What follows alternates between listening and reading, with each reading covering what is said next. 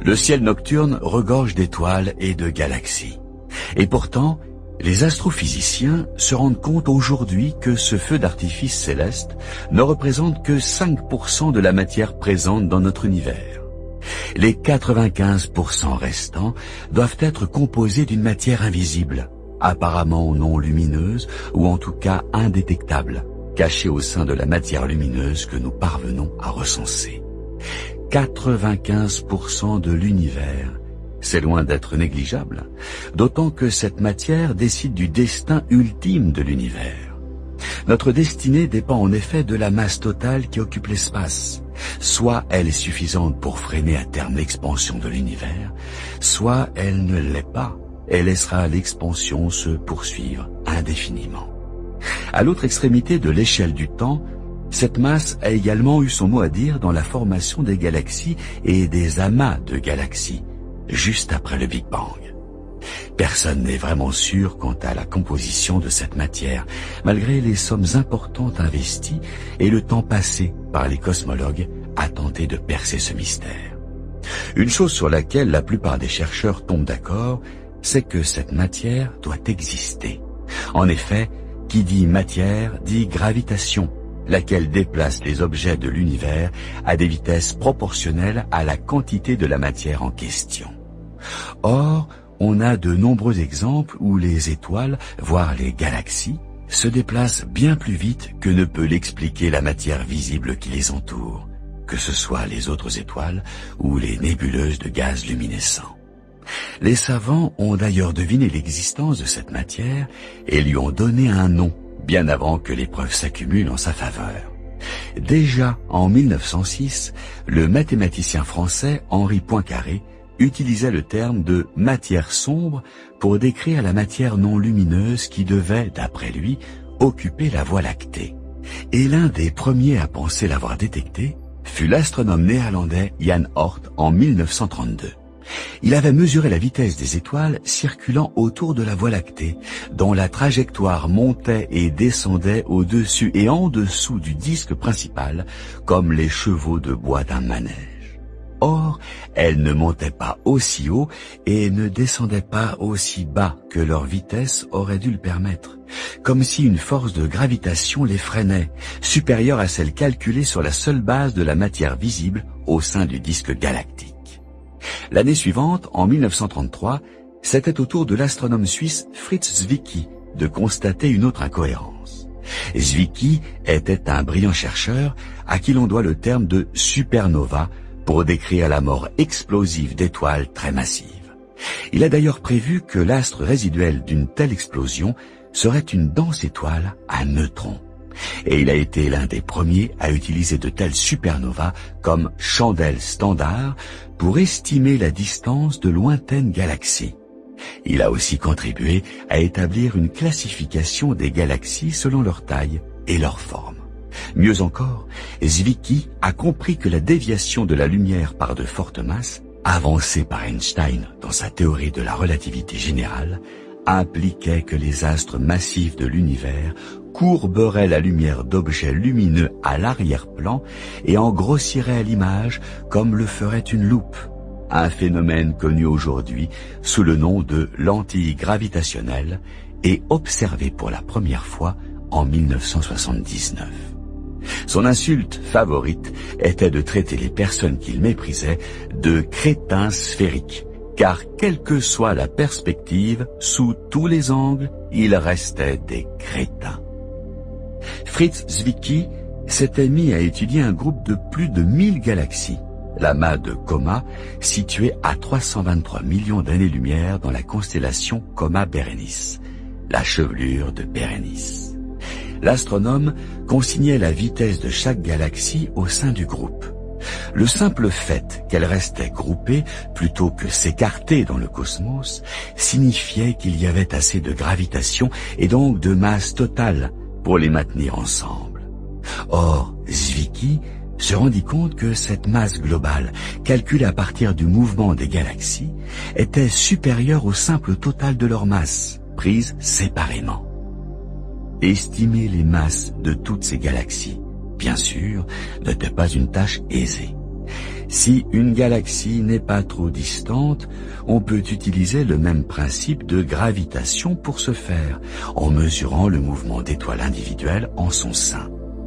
À des centaines de millions d'années-lumière, en revanche, comme dans l'amas de Coma, on ne peut pas identifier et observer séparément les étoiles d'une galaxie, et donc calculer leur trajectoire. Zwicky s'est donc rabattu sur ce que les astronomes appellent le rapport masse-luminosité. En étudiant les galaxies proches, les astronomes ont en effet calculé le rapport mathématique qui existe entre leur luminosité globale et leur masse. Une masse possible à estimer dans leur cas, puisque ces galaxies sont proches et le mouvement de leurs étoiles est observable. En utilisant cette courbe reliant luminosité et masse, Zwicky a déduit, à partir de la luminosité absolue de chaque galaxie dans l'amas de Coma, sa masse estimée. La surprenante conclusion était que la masse totale du groupe, obtenue en additionnant celle de toutes les galaxies individuelles, se révélait des centaines de fois inférieure à la masse calculée indépendamment, à partir des mouvements au sein du groupe. La seule solution, d'après Zwicky, c'était qu'il y avait une grande quantité de masse au sein de l'amas, qui était invisible et qui échappait donc à l'addition de tout ce qui était visible. Les nombres obtenus par Zwicky se sont révélés un peu exagérés a posteriori, notamment parce que la valeur de la constante de Hubble, avancée dans les années 30 pour décrire le taux d'expansion de l'univers, était elle-même surestimée.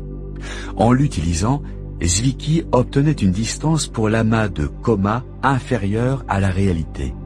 Croyant les galaxies plus proches, il les croyait intrinsèquement moins lumineuses qu'elles ne l'étaient vraiment, et donc moins massives. Il avait surestimé la proportion de matière noire qu'il jugeait nécessaire comme lien pour les empêcher de s'éloigner les unes des autres. Hormis ce détail, le constat de Fritz Zwicky, que la grande majorité de l'amas était faite d'une matière invisible, s'est avéré correct. Au cours des années 70, un grand pas en avant fut accompli par l'astronome américaine Vera Rubin, épaulée par son collègue Ken Ford à l'Institut Carnegie de Washington. Le duo étudiait les galaxies spirales, de forme semblable à la nôtre, et en particulier leur courbe de rotation, à savoir les vitesses de déplacement de leurs étoiles en fonction de leur distance au centre de la galaxie. D'après les lois de la gravitation d'Isaac Newton, ces vitesses devaient décroître en s'éloignant du centre. Cela semblait bien être le cas à proximité du centre, mais en périphérie d'une galaxie, une région appelée halo, les observations divergeaient nettement avec la théorie. Vera Rubin et Ken Ford trouvèrent qu'à de telles distances, les vitesses de révolution des étoiles et des nuages d'hydrogène, plus nombreux et plus faciles à observer dans le halo que ces étoiles, devenaient plus ou moins constantes et ne chutaient plus du tout avec la distance. La seule façon d'expliquer cette incohérence était de supposer que le halo d'une galaxie était rempli de matière noire à raison de 50% au moins de la masse totale de la galaxie. À la fin des années 90, une autre découverte vint grossir le constat, apportée cette fois par des équipes internationales de chercheurs utilisant les images du télescope spatial Hubble. Leur sujet d'étude était le phénomène de lentille gravitationnelle produit par les objets quasi-stellaires ou quasars, nom donné à des galaxies si distantes que leur image dans les télescopes se réduit à un point lumineux semblable à une étoile plutôt qu'afficher une forme nébuleuse typique d'une galaxie. En prenant en compte leur distance considérable, les quasars sont en fait intensément lumineux, alimentés en leur cœur par un gigantesque trou noir, mesurant plusieurs milliards de fois la masse du Soleil. Le trou noir aspire et dévore les étoiles et les nuages de gaz environnants qui émettent un puissant rayonnement à mesure qu'ils sont déformés par le champ gravitationnel du monstre. En date de 2019, le plus distant quasar repéré se trouve à un peu plus de 13 milliards d'années-lumière, ce qui veut dire que la lumière que nous en recevons fut émise quelques centaines de millions d'années seulement après le Big Bang. Lorsqu'il se trouve à l'arrière-plan d'une galaxie ou d'un groupe de galaxies plus proches de nous, le point lumineux d'un quasar est amplifié selon le principe de la lentille gravitationnelle. Son image déformée prend la forme d'un arc ou de plusieurs arcs de part et d'autre de la galaxie ou du groupe de galaxies jouant le rôle de lentille. Einstein avait prédit qu'un alignement parfait devait projeter, comme image de l'objet lumineux à l'arrière-plan, une couronne complète, mais seulement dans le cas théorique d'une masse intermédiaire qui serait concentrée en un point. Bien sûr, dans la pratique, ce n'est jamais un point, mais cela aide justement dans l'étude de la matière noire. À partir des images en arc créées par un groupe de galaxies, les astronomes peuvent construire sur ordinateur un modèle de son influence gravitationnelle. Cette méthode révèle des pics de gravitation qui correspondent à chaque galaxie du groupe, superposés sur une valeur de base qui représente le reste de la matière dans laquelle elle baigne. Or, cette base de gravitation uniforme n'est autre que la matière noire invisible, dont les astronomes estiment la masse à plus de 85% de la masse totale du groupe. Si elle se trahit ainsi de nombreuses manières, de quoi cette matière noire est-elle donc faite? La tentation est grande d'y voir simplement de la matière ordinaire qui n'émettrait pas de lumière. Après tout, vous et moi, nous sommes faits de matière ordinaire, mais nous n'émettons pas de lumière. Les astéroïdes de notre système solaire sont pareillement très sombres, réfléchissant très peu la lumière du Soleil. Et nous savons qu'il y a de nombreux nuages de poussière dans l'espace, particulièrement sombres, comme celui de la tête de cheval, une célèbre nébuleuse de la constellation d'Orion. La nébuleuse elle-même est un nuage d'hydrogène éclairé en rose par la lumière d'une étoile voisine, mais une partie nous est masquée par une tache de poussière dont la silhouette évoque une tête de cheval. Le problème, c'est que tellement de matière noire est requise, d'après les calculs, que si elle était d'une telle banalité, on en aurait déjà détecté beaucoup plus. Si c'était juste de la poussière, par exemple, elle masquerait beaucoup plus d'étoiles et de nébuleuses, comme le fait la tête de cheval. Pareillement, si elle prenait la forme de petits corps sombres, semblables aux astéroïdes, on les aurait déjà détectés aussi. Il n'y a pas si longtemps, on pensait en effet qu'une partie de cette matière noire existait sous la forme d'objets massifs et compacts dans le halo des galaxies. Dénommé en anglais Massive Astrophysical Compact Halo Objects, un jeu de mots pour que les initiales donnent comme acronyme le mot MACHO. De tels MACHO pourraient englober de nombreux types d'objets. Par exemple, des naines brunes, qui sont des étoiles avortées. Des boules d'hydrogène trop petites pour avoir déclenché des réactions thermonucléaires en leur sein et qui ne seraient donc pas lumineuses. Ou au contraire, les cadavres de très grosses étoiles qui se seraient effondrées sur eux-mêmes en objets super denses de type naine blanche, étoiles à neutrons ou trous noirs, objets sur lesquels nous reviendrons. On pensait détecter de tels MACHO par un effet de micro-lentille gravitationnelle, une variante à petite échelle de la méthode utilisée pour amplifier l'image de distants quasars situés derrière un amas de galaxies. Dans le cas présent, il suffirait qu'un MACHO passe devant une étoile pour que le mystérieux corps sombre focalise vers nous la lumière de l'astre et la rende momentanément plus brillante.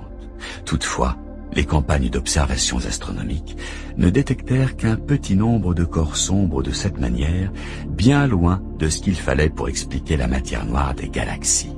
En parallèle, de nouvelles informations particulièrement importantes étaient versées au dossier de la matière noire à travers l'analyse détaillée du fond diffus cosmologique. Comme nous l'avons vu au chapitre précédent, ce rayonnement fossile marque la déflagration du Big Bang. Il est émis par ce qu'on appelle la surface de dernière diffusion, environ 380 000 ans après la naissance de l'univers. Cette surface de dernière diffusion est en quelque sorte la première image visible qui émerge de l'univers, car auparavant, les électrons libres le rendent opaque, en diffusant et en absorbant tout rayonnement. Seulement, à partir d'un certain refroidissement, au bout de 380 000 ans d'après les calculs, électrons et photons se sont-ils découplés suffisamment pour que le rayonnement circule à travers l'univers. Ce rayonnement, qui correspond à une température d'environ 3000 kelvins, va être étiré, comme on l'a vu par l'expansion de l'univers, de sorte qu'aujourd'hui sa longueur d'onde ne correspond plus qu'à une température de 2,73 kelvins. C'est le célèbre rayonnement micro-ondes que détectèrent Penzias et Wilson en 1964. Détecter le signal micro-ondes du rayonnement fossile est possible depuis le sol. Cependant, pouvoir y déceler la moindre structure semble bien plus ardu, car ces variations d'une direction à l'autre du ciel ne dépassent pas 1/1000%. Dans un certain sens, c'est une bonne nouvelle, car elle confirme le principe cosmologique, évoqué au chapitre 3, que l'univers à grande échelle présente le même aspect dans toutes les directions. Ce principe souligne que notre point de vue depuis la Terre est représentatif de l'univers dans son ensemble. Sans cette hypothèse de départ, il serait impossible de faire de la cosmologie. Il y a pourtant d'infimes variations spatiales du rayonnement fossile qui ne peuvent pas être perçues au sol, noyées qu'elles sont par les multiples sources de chaleur et de rayonnement de notre environnement. Une étude fine du rayonnement fossile ne peut s'effectuer qu'en lançant des télescopes micro-ondes en orbite terrestre, là où toute source parasite serait réduite au minimum. Le premier satellite astronomique du genre, dénommé COBE pour Cosmic Background Explorer, fut lancé par la NASA en 1989. Équipé de détecteurs micro-ondes très sensibles, cet observatoire spatial passa 4 ans à recueillir le rayonnement fossile venu de toutes les directions du ciel. Le 23 avril 1992, les chercheurs rendirent publics les premiers résultats de la campagne d'observation. Le fond diffus cosmologique prenait bien la forme d'un rayonnement quasi uniforme, centré sur une température d'émission de 2,73 kelvins. Au départ, les chercheurs qui analysaient les données trouvaient un déséquilibre, avec une moitié de la voûte céleste très légèrement plus chaude que l'autre moitié. Il s'agissait évidemment de l'effet Doppler-Fizeau, notre étoile, le Soleil et son cortège de planètes filant à 370 km par seconde dans une direction particulière de l'espace. Un tassement spectral de tous les rayonnements vers de plus courtes longueurs d'onde était donc observé dans cette direction, alors que dans la direction opposée, les longueurs d'onde étaient au contraire étirées. Mais une fois cet effet pris en compte et soustrait des données, les chercheurs se retrouvaient face à un spectaculaire motif ocellé de taches chaudes et de taches froides dans le rayonnement fossile, qui trahissait d'infimes variations de température de l'ordre de 0,0005 Kelvin. Comme on le verra au chapitre 9, ces fluctuations de température correspondent à d'infimes variations de densité de la matière entre différents points de l'espace lorsque l'univers devint visible à partir de sa surface de dernière diffusion. Ces différences de densité sont fondamentales aux yeux des cosmologues, car elles représentent de véritables graines à partir desquelles ces concentrations de matière se mettront à grossir par gravitation pour engendrer à terme les galaxies et les amas de galaxies qui peuplent l'univers aujourd'hui. Pour citer George Smoot, l'un des principaux chercheurs en charge du projet COBE, ce motif qui se dessinait était comme découvrir le visage de Dieu. Le comité du prix Nobel honora d'ailleurs cette remarquable découverte en remettant le prix Nobel de physique en 2006 à George Smoot et à son collègue John Matter, notant en termes plus sobres que la cosmologie était devenue à travers ce succès une science de précision. COBE fut suivi par 2 satellites encore plus sensibles pour affiner l'étude. Ce fut d'abord un satellite de la NASA, le Wilkinson Microwave Anisotropy Probe, ou WMAP, nommé en l'honneur du physicien de Princeton, David Wilkinson, qui avait fait partie de l'équipe de Robert Dicke, pionnier de la recherche sur le rayonnement fossile, comme on l'a vu au chapitre 4. Le satellite WMAP fut lancé en 2001. Ce fut ensuite au tour du satellite Planck, lancé en 2009 par l'ESA, l'Agence spatiale européenne, est nommé d'après le physicien allemand Max Planck, qui fut le premier à décrire mathématiquement le rayonnement thermique. Ces deux satellites s'attelèrent à cartographier les anisotropies, c'est-à-dire les variations du rayonnement cosmique avec une précision inégalée. Tout comme les progrès en matière d'écran de télévision permettent d'afficher des images avec une résolution de plus en plus fine, celles du ciel en micro-ondes se garnirent d'un nombre croissant de pixels, offrant une vision de plus en plus précise des fluctuations de température à l'issue du Big Bang. Ces nouvelles cartes du ciel montrent que les fluctuations de température du rayonnement fossile dépendent de l'échelle à laquelle on les regarde. Lorsque les astronomes étudient le ciel, ils se repèrent sur la voûte céleste en utilisant des unités angulaires, les degrés et les fractions de degrés. Imaginez le ciel nocturne sous la forme d'une sphère centrée sur vous. Si vous regardez devant vous et tournez la tête de gauche à droite, vous embrassez un arc de cercle de 180 degrés. Si vous levez la tête du sol jusqu'au zénith, droit au-dessus de vous, vous embrassez pareillement un arc de cercle, cette fois de 90 degrés. De la même manière, vous pouvez mesurer un objet céleste en termes de taille angulaire, c'est-à-dire la légère rotation de votre œil pour viser tour à tour les deux extrémités de l'objet en question. Un astronome dirait, par exemple, que la pleine lune est large d'un demi-degré. Elle occupe un demi-degré d'arc sur la sphère céleste. De même, peut-on parler des irrégularités du fond diffus cosmologique en ce qui concerne leur taille angulaire dans le ciel. La résolution du satellite COBE ne permettait pas encore cet exploit, mais tant les satellites WMAP que Planck, que des ballons sondes récents et même de nouveaux détecteurs très sensibles au sol, notamment en Antarctique, ont découvert que les fluctuations de température du fond diffus cosmologique offrent un visage très différent selon l'échelle à laquelle on les regarde. En découpant le ciel très grossièrement en pixels larges d'1 degré chacun, avec la température du rayonnement fossile ramenée à une moyenne pour chaque point, on trouve des différences notables entre les points, supérieures à ce que l'on voit entre points voisins plus petits si l'on découpe le ciel en pixels d'1 demi-degré par exemple.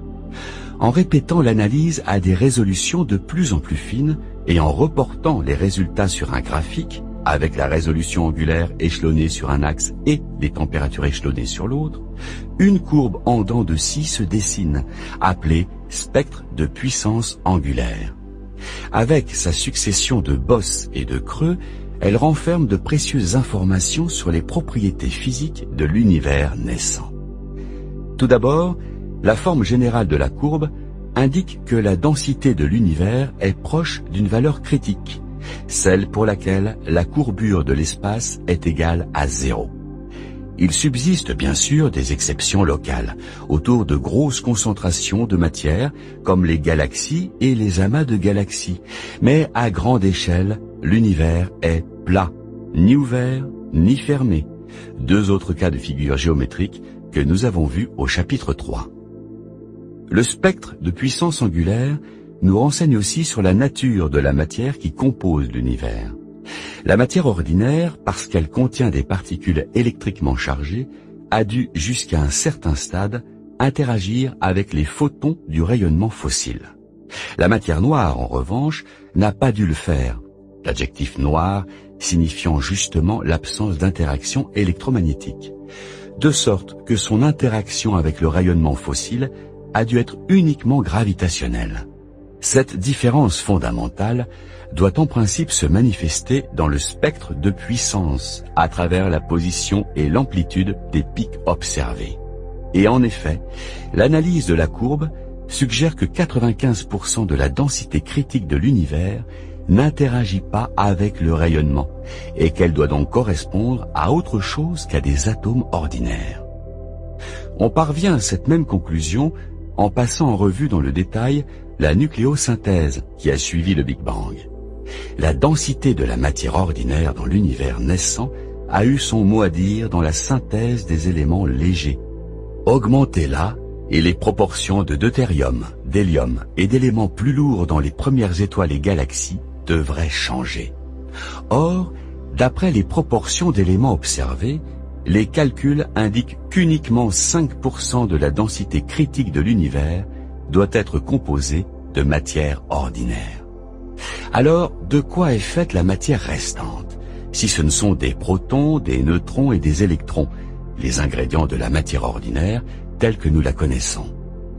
La plupart des astrophysiciens pensent qu'elle consiste en particules subatomiques, qu'ils regroupent en deux catégories, la matière noire chaude et la matière noire froide. La matière noire chaude consisterait en petites particules très légères, appelées neutrinos, mais il en faudrait une immense quantité. Les neutrinos sont bien connus des physiciens. Ils se déplacent à des vitesses proches de celles de la lumière, ce qui leur vaut leur qualificatif de chaud, la chaleur étant une mesure de l'état d'agitation d'une particule.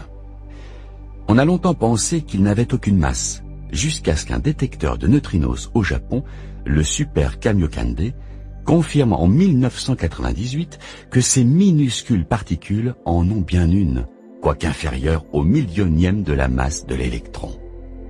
Malgré cette masse avérée, les neutrinos ne sont plus considérés comme des candidats sérieux pour expliquer la matière noire, sur la foi des observations concernant la formation des premières galaxies et amas de galaxies. Nous reviendrons en détail sur la naissance des galaxies au chapitre 9, mais le fait à retenir ici, c'est que si l'univers était dominé par de la matière noire chaude, alors de gros nuages de matière, de la taille d'amas de galaxies, auraient dû se former en premier, pour se fragmenter ensuite en galaxies individuelles plus petites. Les très gros nuages qu'implique ce scénario sont en effet possibles dans un univers dominé par les neutrinos, car ceux-ci circulent à de telles vitesses et interagissent si peu avec la matière ordinaire que lors de la formation de ces gros nuages, ils s'échapperaient rapidement de toute région un peu plus dense que la moyenne, qui voudrait s'individualiser et déchirer le nuage naissant.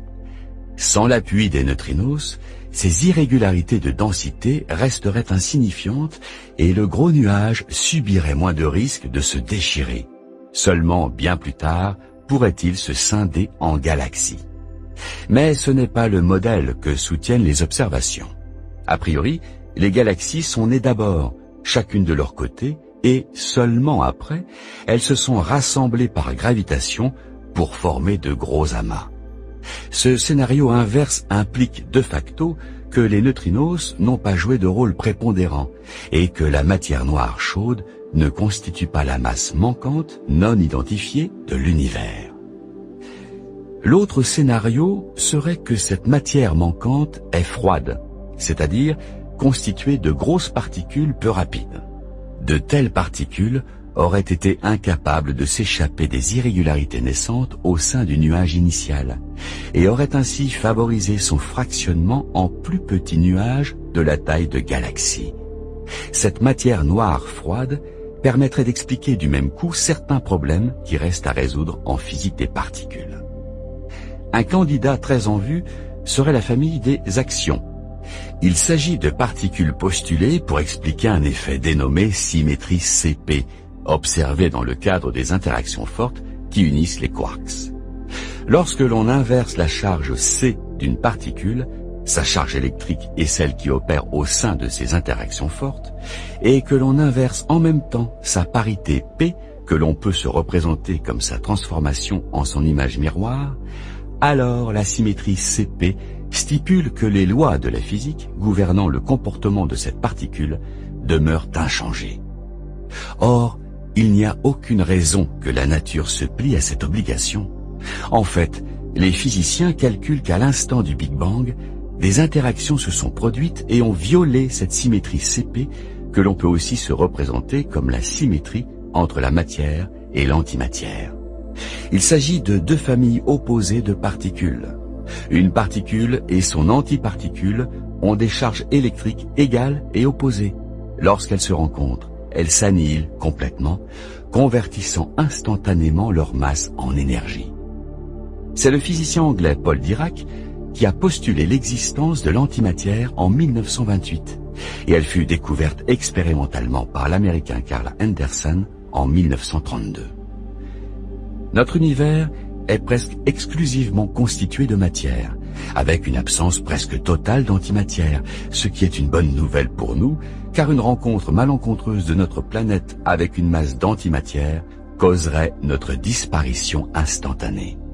Mais ce déséquilibre entre quantité de matière et d'antimatière signifie aussi que la symétrie CP ne peut pas avoir été universellement respectée. D'autre part, lorsque les chercheurs étudient l'interaction faible qui lie ensemble protons et neutrons au sein d'un noyau atomique, ils y voient aussi tous les signes d'une violation de la symétrie CP. Sous le coup d'une interaction faible, ils observent en effet qu'une particule se comporte de manière différente que son antiparticule. Or, ce n'est pas le cas lors d'une interaction forte entre quarks. Là, la symétrie CP est respectée. Cette différence de comportement est devenue un sérieux problème en physique des particules. Une solution possible fut avancée en 1977 par deux physiciens, l'italo-américain Roberto Peccei et l'australienne Helen Quinn. Il fallait modifier la théorie de l'interaction forte afin que la symétrie CP y soit naturellement préservée. L'idée consistait à lui ajouter un élément dynamique supplémentaire qui rendrait la symétrie CP énergiquement préférable. On peut ainsi se représenter la symétrie CP comme une vallée entre deux collines. Placez un ballon n'importe où dans le décor et il roulera. C'est l'illustration de l'élément dynamique jusqu'au fond de la vallée. Dans une telle théorie, vous venez donc d'introduire un ballon et dans la théorie de l'interaction forte, c'est une nouvelle particule qui est introduite, l'action. Si cette théorie de Peccei-Quinn est correcte, alors un nombre gigantesque d'actions ont dû être créées dans la foulée du Big Bang et devraient encore parcourir l'espace aujourd'hui, bien qu'interagissant très peu avec la matière ordinaire. Les actions pourraient donc représenter une fraction importante de la matière noire de l'univers. Une faible interaction avec la matière ordinaire est l'une des caractéristiques majeures de toute particule qui prétendrait au titre de matière noire. C'est d'ailleurs pour cette raison qu'on ne la voit pas. Les chercheurs ont donc tenté de rendre visibles les actions en mettant en œuvre de forts champs magnétiques afin de les transformer en photons. Malgré quelques signaux prometteurs, ces hypothétiques actions n'ont pas encore été officiellement détectées. D'autres particules exotiques pourraient constituer la matière noire tant recherchée.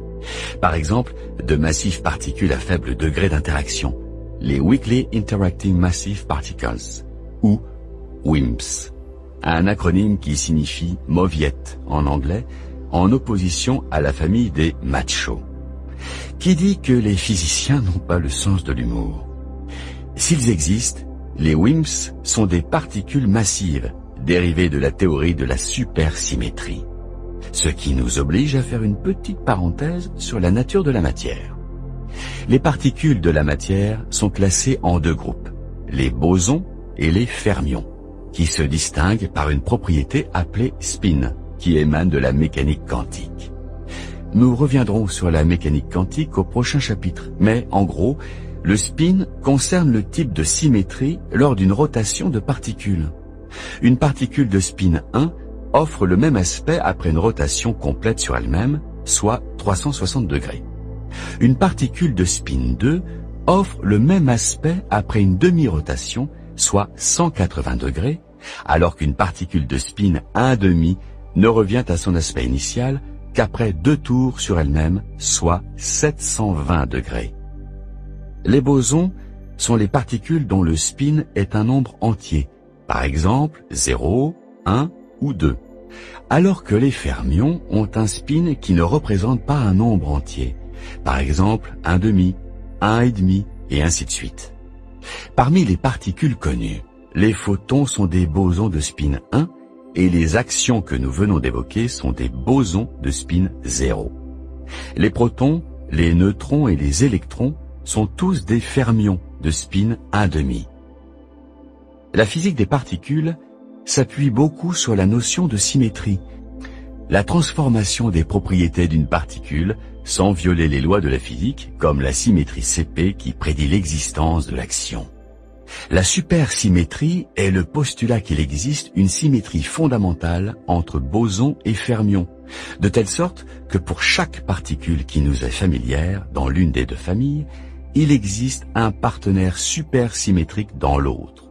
Ainsi, le photon, qui est un boson, aurait un superpartenaire chez les fermions, baptisé photino.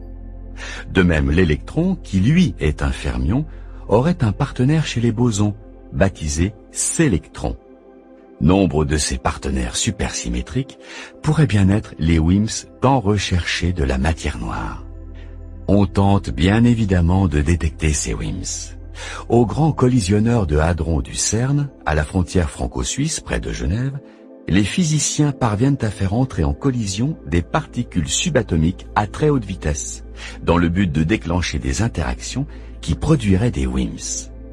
Au cours d'une expérience en particulier, les chercheurs créent des particules instables, censées se transmuter rapidement en WIMPs.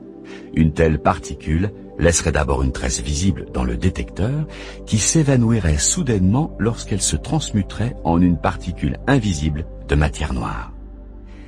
D'autres chercheurs ont imaginé une approche plus directe.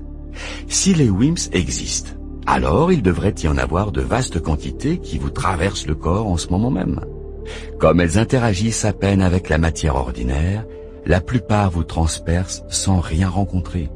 Et même s'il y avait une ou deux collisions de WIMPs avec vos atomes, elles seraient impossibles à détecter parmi les myriades de collisions et d'interactions d'autres particules et rayonnements qui saturent notre environnement. Une méthode consisterait toutefois à tenter une telle détection loin sous la surface du sol, vers 1 km de profondeur, de façon à éliminer la plupart des rayonnements parasites.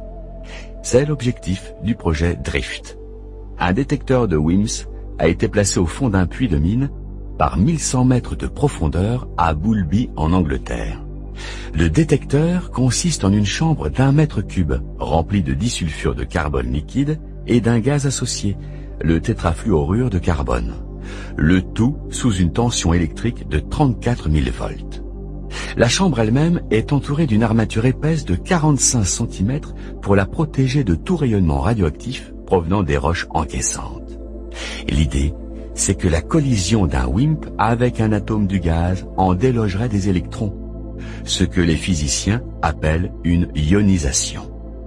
Les électrons, à cause de leur charge électrique négative, seraient alors guidés par le champ électrique vers une cible enregistrant leurs impacts, une preuve indirecte que des WIMPs avaient traversé la chambre. Ainsi va la théorie. Dans la pratique, ni le projet DRIFT ni d'autres expériences similaires, y compris celles menées dans les accélérateurs de particules, n'ont détecté de matière noire à ce jour. En l'absence de détection et d'identification de cette mystérieuse matière, les astronomes n'ont à se mettre sous la dent que son influence gravitationnelle sur la matière visible. C'est un peu gênant. Cela étant, il a bien fallu 1 siècle pour détecter les premières ondes gravitationnelles prévues par la théorie de la relativité générale d'Einstein, donc sans doute nous faut-il faire preuve d'un peu de patience. La nature, entre-temps, n'a pas fini de nous étonner. Comme si le mystère de la matière noire ne suffisait pas, d'autres observations astronomiques ont achevé de renverser nos idées reçues. À la fin du XXe siècle, une équipe internationale de cosmologues a ainsi publié de nouvelles données indiquant que la matière noire n'est pas la seule substance invisible à baigner l'univers. Selon leur étude, matière visible et matière noire ne représenteraient que 30% de la masse totale de l'univers.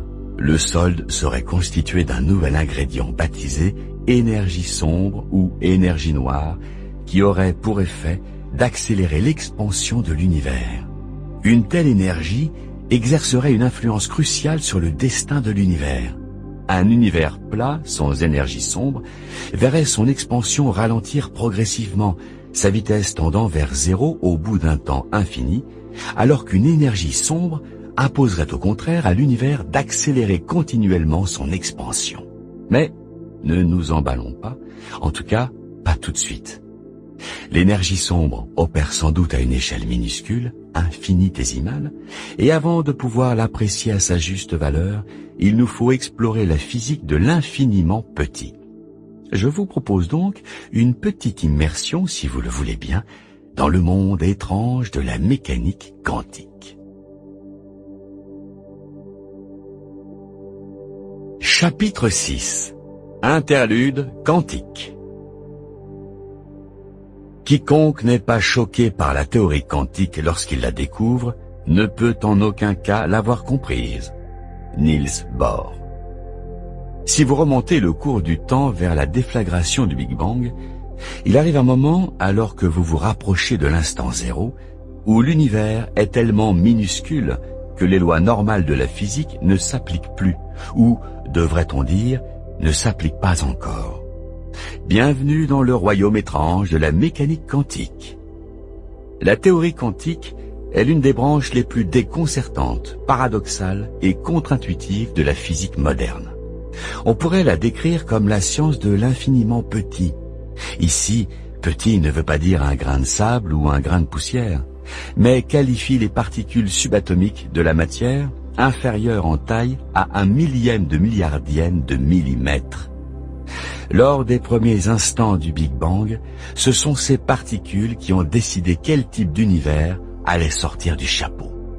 L'un des principes de base de la théorie stipule qu'à très petite échelle, la matière et l'énergie se réduisent à des grains distincts et indivisibles appelés quanta. La théorie quantique s'attache à décrire leur comportement. Que l'univers fonctionne ainsi, basé sur des quantas, est une découverte du physicien Max Planck en l'an 1900.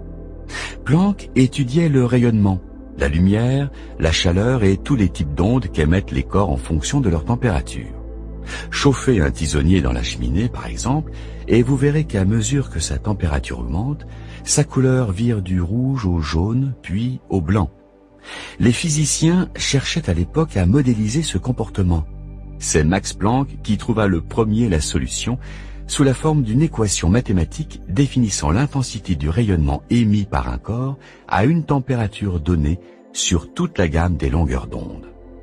Signalons au passage que lorsque le satellite COBE a mesuré le rayonnement fossile du Big Bang en 1992, voir chapitre 5, le spectre de ce rayonnement, c'est-à-dire la distribution de son intensité en fonction de la longueur d'onde, s'est révélé être en parfait accord avec la formule de Planck décrivant la chaleur émanant d'un corps à 2,73 Kelvin.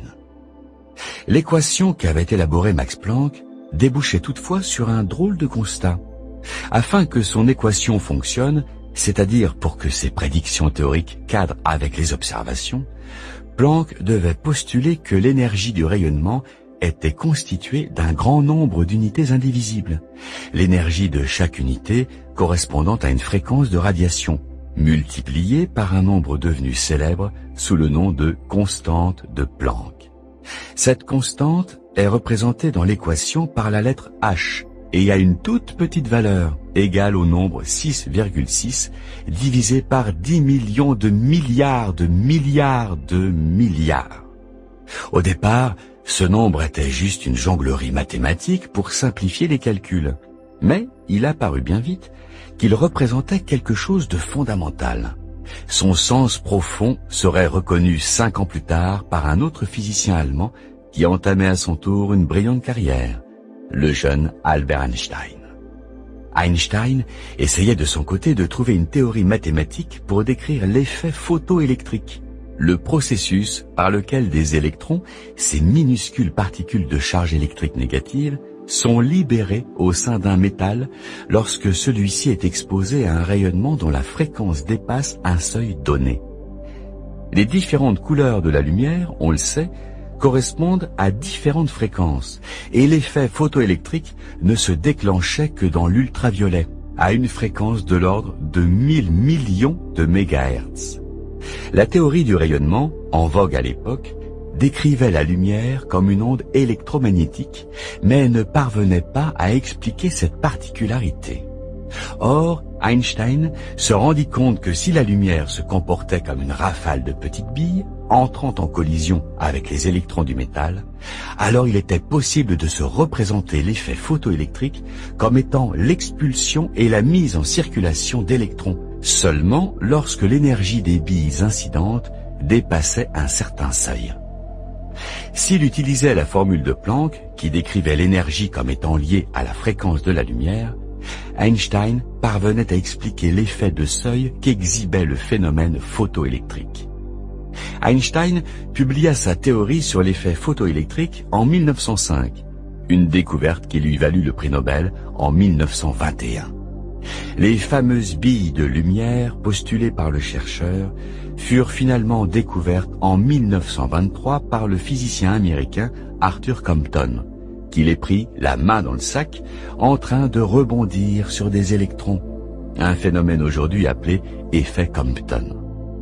Si Max Planck avait trouvé comment calculer l'énergie de ces particules de rayonnement, ce fut le physicien français Louis de Broglie qui parvint en 1924 à calculer leur quantité de mouvement, une autre propriété des corps solides qui est égale à leur masse multipliée par leur vitesse.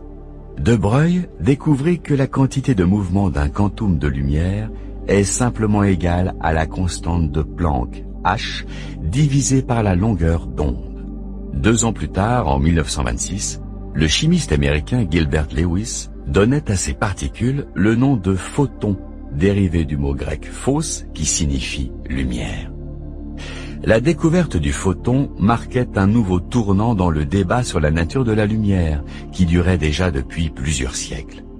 Dès le XVIIe siècle, d'éminents physiciens comme Isaac Newton avaient spéculé que la lumière était composée de minuscules entités qu'ils nommaient corpuscules.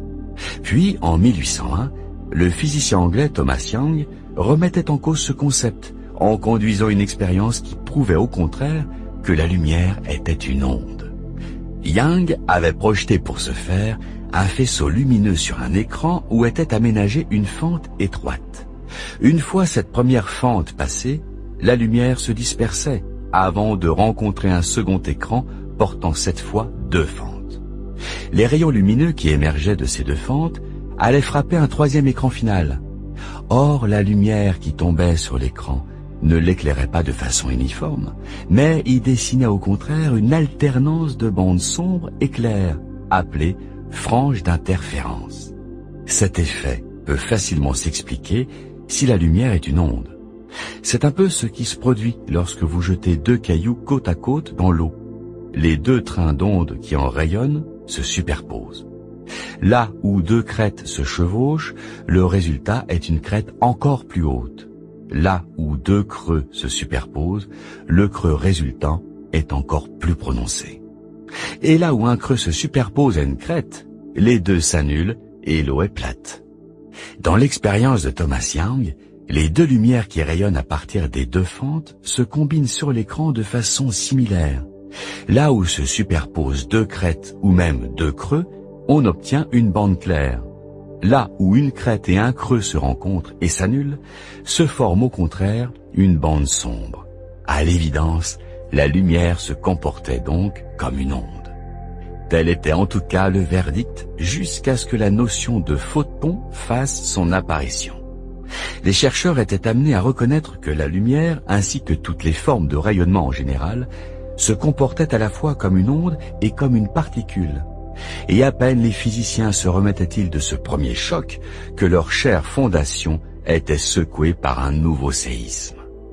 Louis de Broglie comprit qu'il pouvait inverser sa formule décrivant la quantité de mouvement d'une particule, de sorte que toute particule animée d'un mouvement possédait de même une longueur d'onde caractéristique.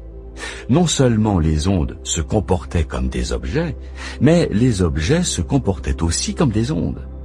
Pour les objets de la vie courante, comme une voiture ou un raton laveur, la longueur d'onde associée est minuscule par rapport à l'objet en question. Et de tels exemples continuent donc à se comporter principalement comme des objets solides. Mais pour les particules subatomiques, c'est une toute autre histoire. La démonstration en fut apportée en 1927 par les Américains Clinton Davison et Lester Germer au laboratoire Bell dans le New Jersey lors d'une expérience visant à bombarder un cristal de nickel avec un flot d'électrons. Les cristaux sont particuliers dans la mesure où leurs atomes sont disposés en réseaux rigides, parfaitement ordonnés. Les 2 chercheurs avaient calculé que la longueur d'onde des électrons coïncidait approximativement avec l'écartement des atomes au sein du cristal, ce qui devrait engendrer un phénomène de diffraction. Ce phénomène s'observe par exemple en projetant de la lumière sur un morceau de verre gravé de fines lignes parallèles très serrées. Si l'écartement des lignes est comparable à la longueur d'onde de la lumière, alors celle-ci se diffracte, rayonnant en éventail pour donner tout le spectre de ses couleurs constituantes. Dans l'expérience du flux d'électrons dirigés sur un cristal de nickel, les particules émergèrent de l'autre côté en éventail, exactement de la même façon. Les électrons, ces particules de matière solide, connaissaient donc une diffraction similaire à celle de la lumière, ainsi que l'avait prédit Louis de Broglie. Cette double nature de la matière et du rayonnement est connue sous le nom de dualité onde-particule, un phénomène qui intéressait au plus haut point un chercheur autrichien du nom d'Erwin Schrödinger. Né à Vienne en 1887, Schrödinger avait étudié la physique à l'université de Vienne, où il avait obtenu son diplôme en 1910. D'abord assistant du physicien Franz Exner, il avait ensuite servi dans l'artillerie autrichienne durant la Première Guerre mondiale. Puis, à partir de 1918, Schrödinger enseigna brièvement dans les universités de Jena et Stuttgart en Allemagne, puis en Pologne, avant de s'établir à l'université de Zurich où il séjourna 6 ans. C'est à cette époque qu'il chercha à établir une loi mathématique qui rendrait compte du curieux comportement de ces ondes de matière que Louis de Broglie venait de dépeindre. Erwin Schrödinger trouva la solution en 1925. Il combina pour ce faire la relation qui existe entre énergie et quantité de mouvement d'un corps, empruntée à la physique classique, avec la formule mathématique qui décrit une onde et avec la formule de Louis de Broglie qui met en relation longueur d'onde et quantité de mouvement d'une particule. De cet amalgame surgit une équation d'onde décrivant le mouvement d'une particule de matière. Schrödinger appliqua sans tarder cette équation à l'un des systèmes quantiques les plus simples connus, celui de l'atome d'hydrogène, qui consiste uniquement en un proton et un électron. La confirmation fut bien au rendez-vous. Son équation reproduisait fidèlement les niveaux d'énergie quantique que l'électron se plaisait à occuper. Comme on l'a vu dans le premier chapitre, lorsque les astronomes décomposent la lumière d'une étoile en ses couleurs constituantes, ils notent des raies sombres et claires à des longueurs d'onde ou fréquences bien précises, que le physicien Max Planck avait attribué à des photons dont le niveau d'énergie était tout aussi particulier. En fait, l'électron d'un atome d'hydrogène peut monter ou descendre une échelle de niveau d'énergie. À chacun de ces sauts quantiques, l'électron absorbe pour monter ou émet pour descendre un photon de lumière dont l'énergie est égale à la différence entre les deux niveaux. Et comme seuls certains niveaux sont autorisés dans l'équation de Schrödinger, seules certaines longueurs d'onde de lumière peuvent être émises ou absorbées, ce qui explique l'emplacement particulier des raies sombres et claires de l'hydrogène au sein d'un spectre lumineux. En élargissant les calculs aux autres éléments chimiques plus complexes, on trouve pareillement des niveaux d'énergie qui correspondent à d'autres raies spectrales présentes dans la lumière des étoiles et des galaxies. La spectroscopie s'est ainsi révélée incroyablement précieuse pour comprendre l'univers, que ce soit la distance des galaxies, l'expansion de l'univers ou encore la nature de la lumière, telle que l'a mise en équation Schrödinger en s'appuyant sur la théorie de la mécanique quantique. Restait un problème lancinant. Le comportement ondulatoire de la lumière était représenté dans l'équation par une formule appelée fonction d'onde. Résoudre l'équation permettait d'obtenir les différents états autorisés de la fonction d'onde, lesquels donnaient dans la foulée des quantités physiques comme l'énergie et la quantité de mouvement. Mais personne, y compris Schrödinger lui-même, ne savait vraiment ce que cette fonction d'onde représentait en réalité. Une partie du mystère fut percée en 1926 par le physicien allemand Max Born, peu après la publication par Schrödinger de son article présentant sa fameuse équation. Born réalisa qu'en élevant la fonction d'onde au carré, on obtenait une formule qui décrivait une probabilité. Dans le cas d'un électron, par exemple, c'est la probabilité de le trouver à un endroit précis à un instant donné. Plus cette probabilité grandit, plus vous avez une chance de le trouver à l'endroit en question si vous tentez une mesure, tout en sachant qu'il vous est impossible de connaître précisément cet emplacement si vous ne faites pas la mesure en question. C'est un peu comme le problème d'un front nuageux qui s'approche en météorologie. Le présentateur météo vous donne la probabilité qu'il va pleuvoir dans l'après-midi, en différents endroits. Mais il y a une nuance. La probabilité en météo est en quelque sorte une mesure de notre ignorance si tel ou tel événement va se produire. La nature est déjà en route pour faire ce qu'elle va faire. C'est seulement que les météorologues ne peuvent pas conduire toutes les mesures qui lui permettraient de prédire les événements avec suffisamment de précision. Dans le monde quantique, en revanche, l'incertitude est réelle. Ce n'est pas seulement nous qui ne savons pas où se trouve la particule, c'est la nature elle-même qui ne le sait pas. Jusqu'à ce qu'une mesure soit faite, la particule est en quelque sorte étalée à travers l'espace par la fonction d'onde. Elle se trouve littéralement en plusieurs endroits à la fois. Un magnifique exemple de cette drôle de situation nous a été fourni par la reconduite en 1976 de l'expérience historique que Thomas Young avait effectuée en 1801, la diffraction de la lumière à travers les fentes d'un écran. Dans la version moderne, les physiciens italiens Pierre Merli, Gian Missiroli et Giulio Pozzi ont utilisé plutôt que de la lumière un faisceau d'électrons, lesquels, en raison de la dualité onde-particule, sont obligatoirement associés à une certaine longueur d'onde et peuvent donc se superposer pour donner des franges d'interférence. Mais là où les Italiens ont fait très fort, c'est qu'ils sont parvenus à lancer un électron à la fois vers le système d'écran. Le résultat fut surprenant. À mesure que des points s'accumulaient sur l'écran final, chaque point correspondant à l'impact d'un électron, les fameuses franges d'interférence que Thomas Young avait autrefois observées se dessinaient progressivement.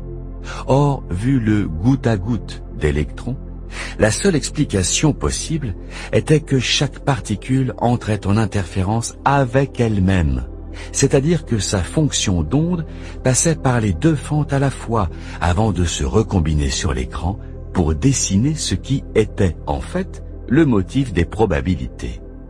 Les bandes saturées de points blancs étaient les zones où les électrons avaient eu la plus haute probabilité d'impacter l'écran. Les chercheurs découvrirent aussi que s'ils tentaient de mesurer par laquelle des deux fentes passait chaque électron, le motif complexe d'interférence ne se construisait plus. L'image se réduisait à une simple ligne brillante derrière chaque fente. Une entité quantique existerait donc sous la forme d'une onde, avant d'être mesurée, mesure qui l'a fait se transformer en particule. C'est ce que les physiciens appellent l'effondrement de la fonction d'onde. Les physiciens n'ont pas tous aimé cette idée au départ, car elle implique que l'observateur exerce une influence particulière. Schrödinger lui-même n'en était pas fan, et pour illustrer les difficultés conceptuelles qui en découlaient, a imaginé la célèbre expérience de pensée baptisée le chat de Schrödinger. Imaginez un chat enfermé dans une boîte où se trouve une fiole de poison mortel dont l'ouverture est commandée par une source de particules quantiques. Si la source émet une particule, alors le poison est relâché dans la boîte et le chat meurt. Or, parce que l'émission ou non d'une particule est un événement quantique gouverné par la fonction d'onde, une particule est à la fois dans un état d'émission et de non-émission jusqu'à ce qu'on ouvre la boîte pour voir ce qu'il en est. C'est l'idée de la concrétisation d'une particule qui se fait uniquement lors de la mesure. Le paradoxe final, devenu célèbre, c'est que jusqu'à la prise d'une mesure, le chat dans la boîte est à la fois mort et vivant. L'expérience de pensée du chat de Schrödinger illustre la nature surréaliste de cet effondrement de la fonction d'onde. Le concept a d'ailleurs été remplacé depuis par une idée bien meilleure proposée pour la première fois en 1970 par le physicien allemand H. Dieter Say, la décohérence. Sa façon d'expliquer le phénomène est que ce n'est pas tant l'acte de mesurer un système quantique qui cause l'effondrement de la fonction d'onde, mais plutôt l'interaction de ce fragile état d'onde avec son environnement en général, qui nous vaut son incarnation en une particule solide de matière, précisément positionnée dans l'espace. Dans l'exemple du chat de Schrödinger, la fonction d'onde de la particule doit interagir avec la fiole de poison et cela causera sa décohérence avant l'ouverture de la boîte. Ce qui signifie que le chat ne peut être que mort ou vivant et jamais les deux à la fois. La fonction d'onde de Schrödinger est devenue l'un des fondements de la physique quantique et a valu à Erwin Schrödinger le prix Nobel de physique en 1933. Cela étant, elle a été obtenue en développant des concepts de mécanique newtonienne sans intégrer la théorie de la relativité et ne pouvait donc s'appliquer qu'à des particules voyageant à des vitesses bien inférieures à celles de la lumière. Le physicien britannique Paul Dirac y remédiera en 1928 en formulant une équation qui s'appuie sur la relativité restreinte pour décrire le comportement d'électrons à haute vitesse. Cette approche a eu d'importantes retombées.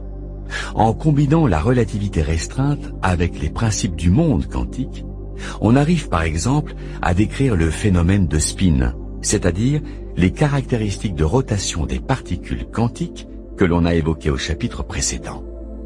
Ainsi a-t-on vu par exemple qu'une particule de spin 1/2, comme l'électron, revient à sa position de départ seulement après 2 rotations complètes.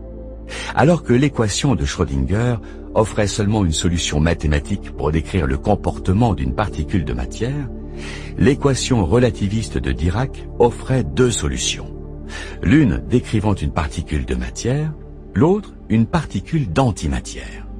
C'est même l'équation de Dirac qui a prédit l'existence de cette antimatière, particule dont les propriétés fondamentales, comme la charge électrique, sont inversées. Et de fait, la première particule d'antimatière, le positron ou antiélectron, fut découverte de façon expérimentale quelques années plus tard, en 1932. Durant toute la décennie des années 30, l'équation de Dirac fut développée plus avant, afin de décrire non seulement les électrons, mais aussi l'interaction de particules chargées avec un champ électromagnétique en général, avec pour résultat ces photons identifiés à l'origine par Max Planck. Il découlait des équations que lorsque 2 charges électriques interagissaient à l'échelle quantique, elles ne le faisaient pas en s'envoyant des ondes, elles le faisaient en échangeant des photons. Il restait toutefois une foule de détails théoriques à régler. Les observations montraient par exemple une division, appelée décalage de Lamb, dans l'un des niveaux d'énergie de l'atome d'hydrogène. Celui-ci était séparé en 2 niveaux très proches mais distincts que l'équation de Dirac ne permettait pas d'expliquer. Nombre de problèmes du même genre furent résolus à la fin des années 40 par le physicien japonais Shinichiro Tomonaga et l'américain Julian Schwinger, travaillant chacun de leur côté. Quant à Richard Feynman, autre physicien américain, il trouva le moyen de rendre beaucoup plus utilisables ces équations complexes et notamment d'en simplifier les calculs de probabilité en inventant une formule appelée intégrale de chemin. De façon à calculer la probabilité qu'une particule se déplace entre 2 points, la méthode de l'intégrale de chemin consiste à additionner les probabilités de toutes les trajectoires possibles qui mènent d'un point à l'autre. Or, le physicien rendit ce calcul beaucoup plus facile au moyen d'un ensemble de graphiques qui prirent le nom de diagramme de Feynman. Chaque trajectoire que pouvait emprunter la particule était représentée dans un diagramme, et pour assembler toutes ces probabilités, ce qui relevait normalement d'un complexe calcul intégral, il suffisait de sortir de chaque diagramme le terme mathématique qui le caractérisait et d'en faire la somme. La théorie qui en émergea devint connue sous le nom d'électrodynamique quantique ou plus simplement sous son acronyme QED. Elle se révéla remarquablement efficace et valut à ses 3 co-auteurs le prix Nobel de physique en 1965. Elle permettait notamment d'expliquer le décalage de Lamb et bien d'autres mystères quantiques. De fait, la théorie QED est aujourd'hui reconnue comme étant la plus précise et complète jamais élaborée, les expériences confrontant théorie et résultats se trompant moins d'une fois sur 1 milliard. Il s'agit là des premières fondations de la théorie quantique des champs. Plutôt que d'écrire le comportement de particules isolées ou de paquets de rayonnement, la théorie quantique des champs décrit des champs de matière étalés dans l'espace et les interactions qui s'y déroulent. Alors que jusque-là, on pensait que les particules étaient les blocs fondamentaux de l'univers, ce que dévoilait au contraire la mécanique quantique, c'est que ce rôle essentiel était tenu en fait par des champs. Les particules ne représentaient que l'état d'excitation de ces champs. Prenez l'exemple d'une mare que vous perturbez jusqu'à ce qu'une ride se matérialise à sa surface. Cette entité désormais discernable à vos yeux est un peu similaire aux particules qui peuvent émerger du néant lorsque l'on excite un champ quantique de l'espace. La théorie QED permit par la suite de décrire les autres forces de la nature.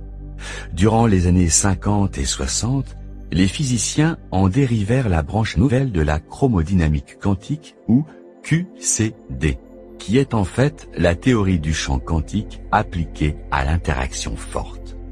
Celle-ci, on s'en souvient, régit les interactions entre quarks, c'est-à-dire entre les blocs constituant des protons et des neutrons au sein du noyau atomique. Le nom de chromodynamique donné à cette théorie fait référence à une qualité abstraite que les quarks possèdent, la charge de couleur. Celle-ci n'a en fait rien à voir avec une couleur, et Richard Feynman a d'ailleurs traité de physiciens crétins ceux qui ont pondu un mot aussi trompeur. Mais c'est entré dans les mœurs. Alors qu'une charge électrique est soit positive, soit négative, la charge de couleur possède 3 valeurs possibles, dénommées rouge, verte et bleue, et en outre, les quarks sont caractérisés par 6 saveurs différentes, encore un mot trompeur, auxquels on a donné les noms de haut, bas, étrange, charme, vérité et beauté. Alors que la force électromagnétique est transmise à distance au moyen de photons, l'interaction forte qui soude ensemble les quarks s'exerce au travers de particules appelées gluons. Cette théorie de la chromodynamique quantique est tout à fait validée par les observations, et même si elle n'est pas encore aussi bien rodée que l'électrodynamique quantique qui l'a précédée, elle semble promise à tout autant de succès. Au cours des années 70, les physiciens sont parvenus à unifier, c'est-à-dire à fusionner, 2 théories en une seule, celle de l'électromagnétisme et celle de l'interaction faible.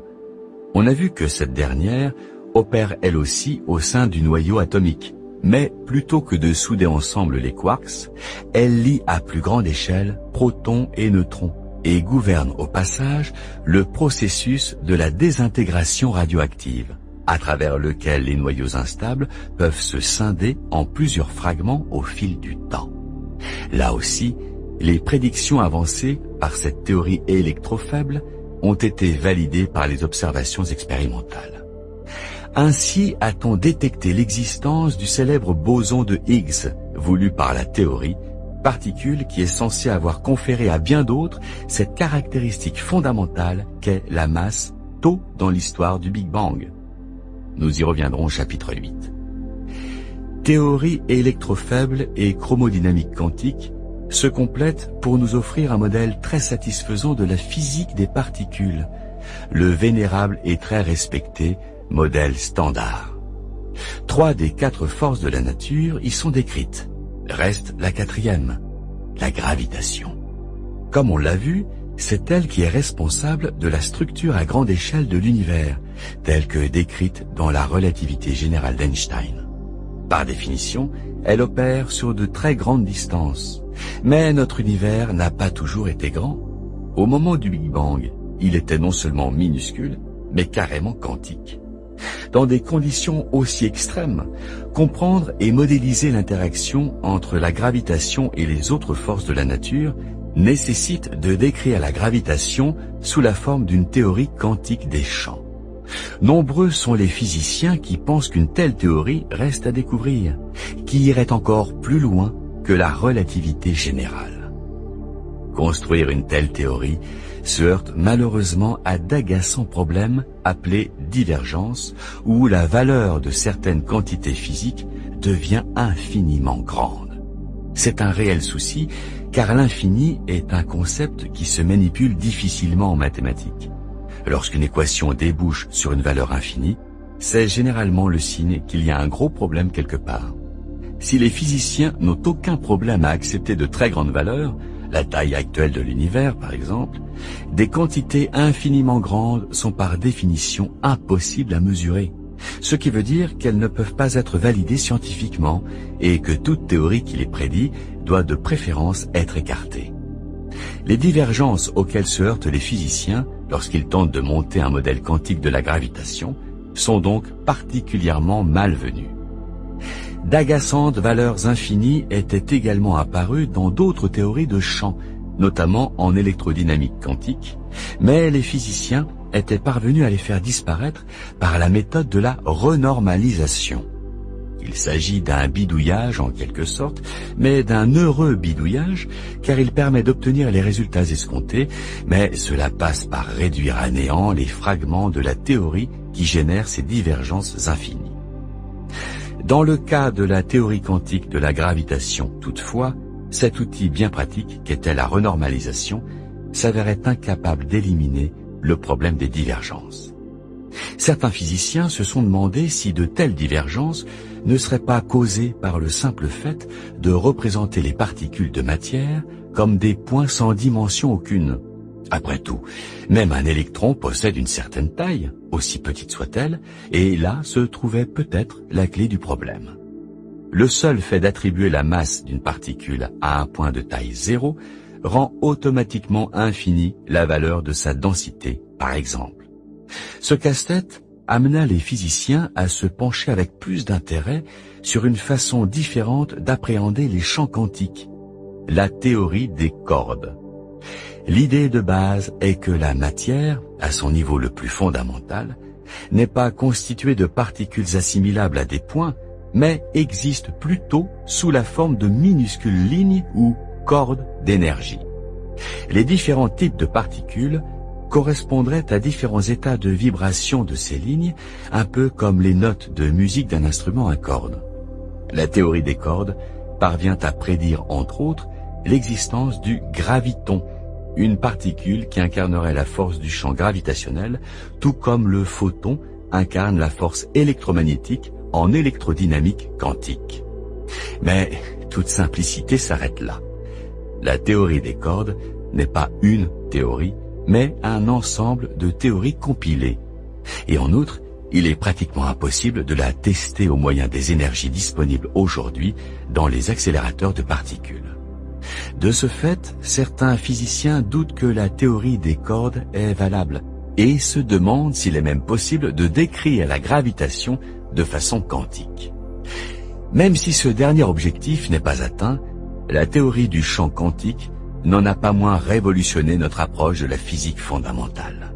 Elle en a même changé notre conception du vide, et vu que le vide est ce qu'il y a de plus abondant dans l'univers, on ne sera pas surpris d'apprendre qu'un tel changement se répercute sur notre vision de l'évolution et du destin de l'univers.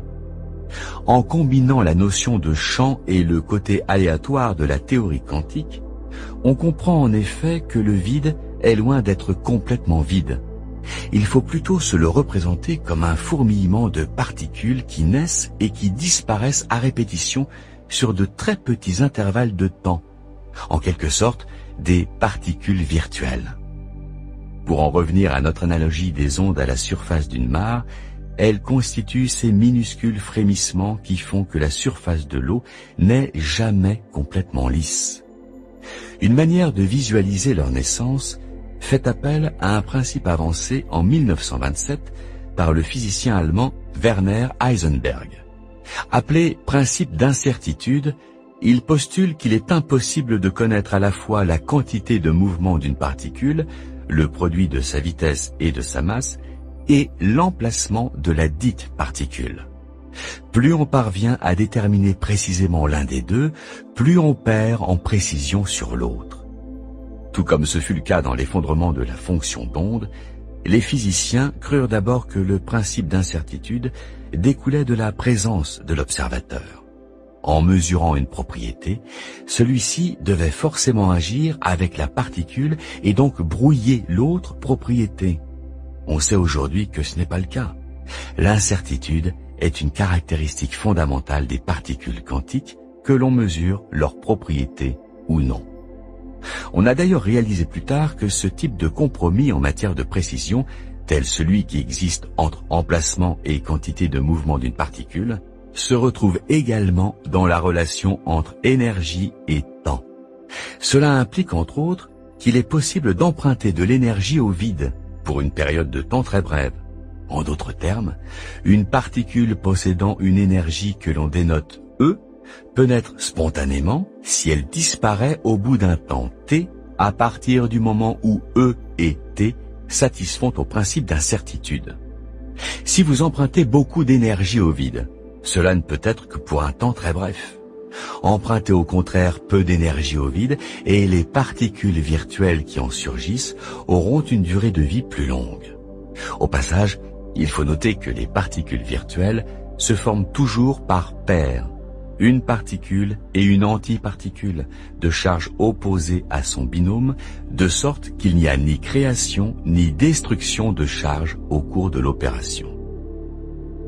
L'existence de particules virtuelles signifie que le vide n'est jamais totalement vide, et donc son énergie, qu'on appelle l'énergie du vide, n'est jamais non plus parfaitement nulle.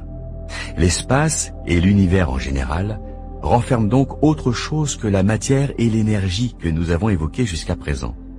C'est d'ailleurs prouvé par de nombreuses expériences de laboratoire, comme le décalage de Lamb que l'on a vu précédemment, et comme le phénomène d'écrantage, l'atténuation d'une charge électrique causée par le fait qu'une particule chargée électriquement attire des particules virtuelles de charge opposée hors du vide qui la neutralisent en partie. Cet effet d'écrantage diminue l'intensité effective de la force électromagnétique. Une autre preuve de l'existence de particules virtuelles est l'effet Casimir. La manière dont deux plaques métalliques séparées par une étroite distance sont soumises à une petite force qui cherche à les rapprocher, ce que nous verrons en plus ample détail dans le prochain chapitre. En fait, ce qui est le plus étrange, ce n'est pas tant que l'énergie du vide ne soit pas complètement nulle, mais au contraire, qu'elle ne soit pas plus élevée. Comme nous allons justement le voir dans le prochain chapitre, la théorie quantique de champ suggère qu'intégrée sur l'ensemble de l'univers, l'énergie du vide pourrait être infiniment plus élevée que ce que l'on observe en réalité. Elle aurait pu être multipliée par un facteur de puissance 120, c'est-à-dire par un chiffre suivi de 120 zéros. C'est un point important, car l'énergie du vide se révèle fondamentale en cosmologie. Elle est étroitement liée à la constante cosmologique, ce terme qu'Einstein a ajouté à ses équations de la relativité générale, pour faire en sorte que l'univers demeure statique, avant qu'il ne soit découvert que l'univers n'est pas statique mais en expansion. Et c'est cette même énergie du vide qui a pu lancer une phase d'accélération très brève de cette expansion dans les premiers moments qui ont suivi le Big Bang. Appelée inflation, un tel phénomène permettrait d'expliquer nombre de problèmes qui plombent encore le modèle standard du Big Bang, comme on le verra dans le chapitre 8, sans compter qu'il est la cause pressentie de ces irrégularités de densité qui ont généré la structure à grande échelle de l'univers et lancé la formation des galaxies. Il y a même des indices convaincants que l'énergie du vide exerce une influence considérable sur le comportement de l'univers aujourd'hui et sur son destin ultime. Chapitre 7. Au cœur des ténèbres. Regardez-le donc, le professeur Saul Perlmutter, qui s'accroche à son prix Nobel. Qu'est-ce qui te dérange, Saul? Tu as peur que quelqu'un te le vole? Tout comme tu as volé à Einstein sa constante cosmologique? Sheldon Cooper. Ce qui marche le mieux, c'est le modèle lambda matière noire froide. Ces mots lourds de sens me sont restés prononcés par un collègue il y a 25 ans, alors que je travaillais sur ma thèse de doctorat en cosmologie à l'université de Sussex au milieu des années 90. Avec l'aide d'un autre étudiant, il venait d'écrire un algorithme informatique pour simuler l'évolution de l'univers après le Big Bang en fonction du type de matière qu'il contenait. Ils ont lancé le programme avec de la matière noire froide, de la matière noire chaude et un mélange des deux. Ils ont comparé leurs résultats avec l'univers réel, la structure du fond diffus cosmologique et la distribution des amas de galaxies, afin de déterminer quel modèle était le plus en phase avec les observations. En sus de la matière noire, ils ont conduit des simulations en intégrant une constante cosmologique, ce terme qu'Einstein avait ajouté à ses équations de relativité générale pour garder l'univers statique avant que Hubble et Emerson découvrent qu'en vérité, il est en expansion. Einstein avait dénoté la constante en question par la lettre grecque lambda, de sorte que lambda matière noire froide signifie un univers rempli de matière noire froide plus la constante cosmologique. C'est ce qui marchait le mieux dans les simulations conduites par mes collègues. Leurs travaux étaient motivés par les problèmes rencontrés lorsque l'on modélisait un univers dominé seulement par la matière noire froide, modèle qui était en vogue au cours des années 80. L'observation des structures à grande échelle, que ce soit les galaxies ou les amas de galaxies, montrait que la matière visible de l'univers était plus groupée à grande échelle que ce que prévoyaient les modèles qui avaient pour base principale la matière noire froide. Cette divergence entre observation et théorie signifiait que la théorie en question était très probablement erronée. Mais il y avait une divergence encore plus alarmante. À partir du moment où l'on sait de quelle matière est rempli l'univers, alors la constante de Hubble H, qui est le nombre par lequel on multiplie la distance d'une galaxie pour obtenir sa vitesse de récession, détermine en fait l'âge de l'univers.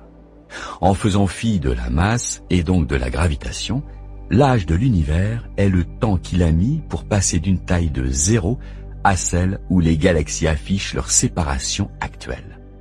Si vous ajoutez la gravitation, alors vous diminuez cet âge.